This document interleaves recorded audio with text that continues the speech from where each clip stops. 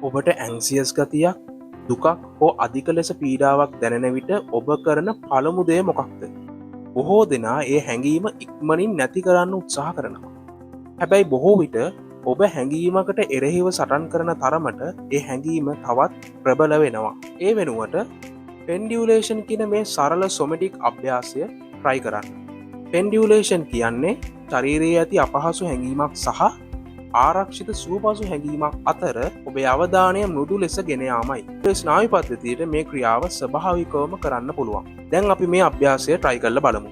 මේ වෙලාවට ට්‍රයි කරන්න වෙලාවක් නැත්තම් පස්ස වෙලාවක ට්‍රයි කරන්න මේක සේව් කල තියාගන්න. පළමුුව ඔබේ ශරීරයේ ඇති අපහසු සංවේදනයක් හඳුනා ගන්න. එක පපුේ තද බවක් වෙන්න පුළුවන්, පඩේ ගැටයක් වගේ දැනීමක් වෙන්න පුළුවන්, නැත්නම් උගුර හිරවෙලා පීඩනයක් වගේ දැනෙන්න පුළුවන්. මේ දැනෙන දැනීම් සෙන්සේෂන්ස් ඇනලයිස් කරන්න විශ්ලේෂණය කරන්න අවශ්‍ය නැහැ. සරලව ශරීරයේ ඇතියේ සංවේදනයේ සෙන්සේෂන් එක නිරීක්ෂණය කරන්න. දැන් ඔබේ අවධානය ආරක්ෂිත හෝ සාමාන්‍ය සංවේදනයක් වෙත ගෙන යන්න.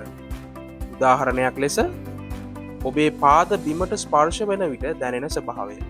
ඔබේ අත් ඔබේ උකුල මත තවා ඇති විට දැනෙන ස්වභාවය.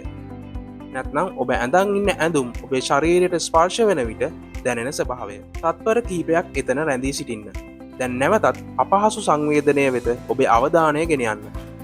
ඒක නිරීක්ෂණය කරන්න. ඉන්පසු නැවත ආරක්ෂිත සංවේදනය වෙත ඔබේ අවධානය ගෙන යන්න. මෙය කීපවතාවක් නැවත කරන්න.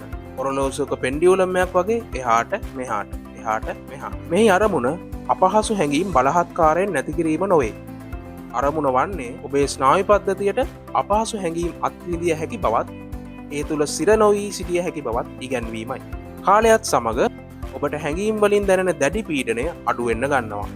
ඒ වගේම ඒ හැඟීම් ආගේ ශරීරය හරහා ස්භාවිකවම ගලාගෙන යන්න පටන් ගන්නවා. ඔබට හැඟීම් වලින් අධික පීඩාවක් දැනෙන අවස්ථාවක මේ අභ්‍යාසය කරන්න මේ වීඩියෝක සේව් කරලා තියාගන්න. ඔයාලට මගේ පෞද්ගලික සහාය අවශ්‍යයි නම් මෙන්න මේ තියෙන WhatsApp අංකයට කෝචින් කියලා මැසේජ් එකක් යොමු කරන්න.